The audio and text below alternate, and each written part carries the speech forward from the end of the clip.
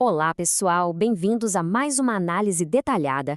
Hoje a gente vai mergulhar fundo no que os relatos históricos e bíblicos contam sobre as superpotências da antiguidade que tentaram, de alguma forma, eliminar Israel. E olha, o que as fontes revelam é simplesmente fascinante. Se opor a essa nação específica não era tratado apenas como uma rivalidade política comum na época, sabe? Na verdade, os textos indicam que essa oposição funcionava como um gatilho, iniciando uma verdadeira contagem regressiva para um acerto de contas espiritual totalmente irreversível.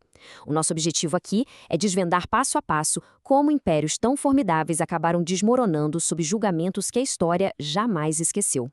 Então, vamos mergulhar de cabeça nisso. O que de fato aconteceu com essas nações tão poderosas? Bom, segundo as fontes que guiam o nosso estudo de hoje, o fim dessas superpotências quase nunca foi um mero acidente da geografia, nem uma simples consequência de táticas militares que deram errado. Pelo contrário, o que os relatos nos mostram é que essas quedas colossais foram o resultado direto de trajetórias marcadas por uma tremenda soberba e por idolatria. Foram ações que, aos poucos, transbordaram à medida do que os textos antigos chamam de justiça divina. Para a gente entender essa dinâmica bem complexa, nós organizamos um roteiro cronológico claro com 6 etapas. Primeiro, veremos o exército submerso do Egito. Segundo, a queda de Canaã. Terceiro, o apagamento de Amaleque. Quarto, a humilhação dos filisteus. Quinto, o destino da Assíria. E, por fim, o padrão de justiça que conecta tudo isso. Vamos começar logo pela nação que sentiu o primeiro grande impacto desse padrão. Seção 1. O exército submerso do Egito. O primeiro grande caso que as fontes apresentam para a gente é o do Egito. E preste atenção, os registros não descrevem o Egito só como uma nação qualquer, mas sim como a civilização mais rica, grandiosa e fortemente protegida de todo o mundo conhecido. Era o auge absoluto do poder da organização humana. Para a gente ter uma dimensão da mentalidade por trás de todo esse poder, um número se destaca muito: 2.000. As fontes indicam que a sociedade egípcia era espiritualmente sustentada por um panteão gigantesco com mais de 2.000 deuses. Isso ilustra incrivelmente bem a arrogância cultural deles, sabe? Aquela segurança inabalável de que absolutamente nenhuma força poderia ameaçar o império. Mas o que é realmente impressionante aqui é o contraste brutal que essa narrativa nos traz. De um lado temos o faraó, o líder supremo, considerado literalmente um deus vivo andando pela terra, que decide, cheio de soberba, perseguir os hebreus. Do outro lado, temos a consequência direta dessa escolha. A elite militar do Egito, simplesmente o exército mais letal da antiguidade, terminando completamente submersa no Mar Vermelho. Os relatos contam que as rodas dos seus carros de guerra foram arrancadas e as águas retornaram com uma força esmagadora. Nenhum soldado sobrou. É um aviso permanente e silencioso para as eras seguintes. Seção 2. A queda de Canaã. Avançando um pouco no tempo em direção à Terra Prometida, a gente se depara com nações cananeias muito enraizadas, habitando cidades ultrafortificadas como Hazor e Hebrom.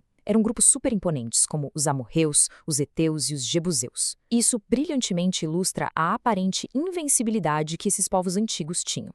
Os textos descrevem que eles viviam protegidos por muralhas que chegavam até os céus. Pensa numa defesa colossal, feita sob medida para intimidar qualquer invasor. Só que as fontes deixam claríssimo que toda essa altura e proteção não significavam absolutamente nada.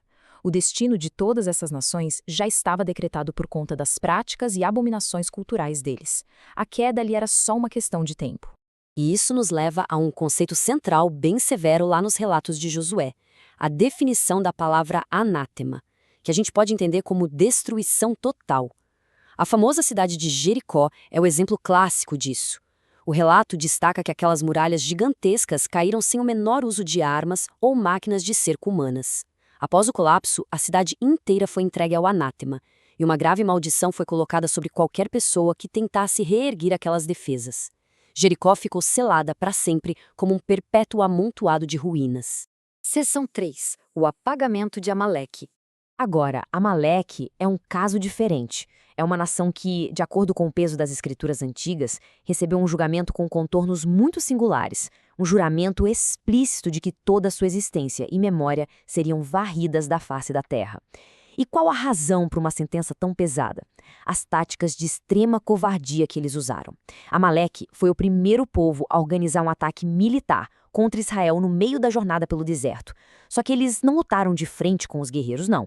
Eles agiram de forma muito oportunista, atacando justamente os mais fracos, vulneráveis e cansados que ficavam lá na retaguarda. Essa crueldade, no momento de maior fragilidade, deflagrou uma guerra nos céus que atravessaria gerações. Vamos avançar na linha do tempo para ver como isso se constrói, porque os estágios desse apagamento histórico são impressionantes. Na Era 1, temos exatamente esse ataque covarde no deserto. Na Era 2, vemos as consequências avançando com uma dura derrota militar imposta pelo rei Saul. A Era 3 é bastante gráfica nos textos, acontecendo quando o profeta Samuel despedaça fisicamente o rei amalequita Agag. E, para fechar a conta de vez, na Era 4, o rei Davi impõe a derrota definitiva. Ele lança o povo de Amaleque no esquecimento total, cumprindo à risca a profecia feita séculos antes. Seção 4. A humilhação filisteia. Os filisteus foram aquele grande espinho no olho de Israel por múltiplas gerações. Não era um problema passageiro, era uma dor de cabeça constante. Mas tem uma ironia muito profunda na história deles. Eles possuíam vantagens terrenas brutais, tipo o uso militar avançado do ferro, algo inatingível para Israel na época, e guerreiros descritos como verdadeiros gigantes, como Golias. Só que essas vantagens esbarram de frente nas humilhações espirituais que eles sofreram. Por exemplo, quando eles capturaram a sagrada Arca da Aliança e a exibiram no templo do deus deles, Dagon, adivinha? No dia seguinte, encontraram o ídolo caído, decapitado e com as mãos quebradas. E logo depois, pragas físicas de hemorroidas e infestações de ratos tomaram conta de suas cidades. Esse ciclo todo de constrangimento divino causou a perda irreversível da força deles, até serem completamente subjugados pelo rei Davi. Seção 5. O destino da Assíria. A Síria foi um império famoso na história pela crueldade nas suas táticas e pela sua expansão letal. Eles foram os responsáveis diretos por levar o reino do norte para o cativeiro. E o cenário que os textos descrevem em Jerusalém é de absoluto pavor. O rei assírio Senaqueribe cercou a cidade, deixando todo mundo lá dentro encurralado. Mas ele não quis só mostrar os músculos militares, não. Com uma confiança cega, ele zombou abertamente e blasfemou do Deus de Israel em praça pública, afirmando com todas as letras que nenhuma divindade daquelas terras conseguiria salvar a cidade das suas mãos. E é justamente no ápice desse desespero que a gente dá de cara com essa cifra inacreditável. 185 mil. Pessoal, as fontes não narram um embate épico de espadas no campo de batalha, não. Elas cravam que, na calada de uma única noite, um anjo do Senhor varreu o acampamento inteiro, derrubando exatos 185 mil soldados que estavam dormindo ali. O cerco foi quebrado de forma fulminante por uma força invisível. O desfecho de Senaqueribe também é carregado de muito simbolismo. Abalado, ele teve que fugir totalmente humilhado lá para sua capital, Nínive. E a ironia final, segundo as fontes antigas, é que o mesmo rei que havia zombado do templo em Jerusalém encontrou seu próprio fim de forma trágica.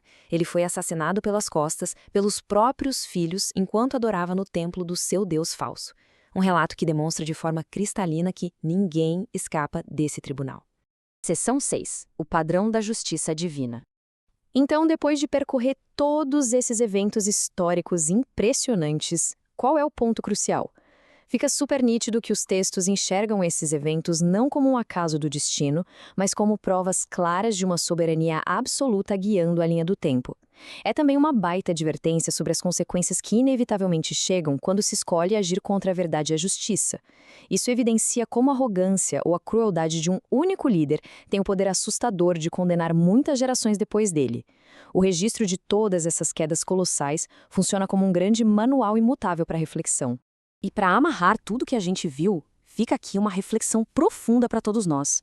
A ruína de qual desses impérios formidáveis deixou a marca mais impactante na história? Será que foi aquele silêncio assustador no acampamento assírio no meio da noite? Ou, quem sabe, a erradicação completa do povo amalequita? Ou talvez a impressionante submersão do invencível exército egípcio no Mar Vermelho? Analisar com atenção essas trajetórias que as fontes sagradas e históricas nos revelam não apenas joga a luz sobre o nosso passado, mas desperta muito a nossa curiosidade para entender os grandes mistérios da antiguidade que ainda ecoam hoje. É por isso que explorar essas histórias é sempre uma jornada inesquecível. Até a nossa próxima análise.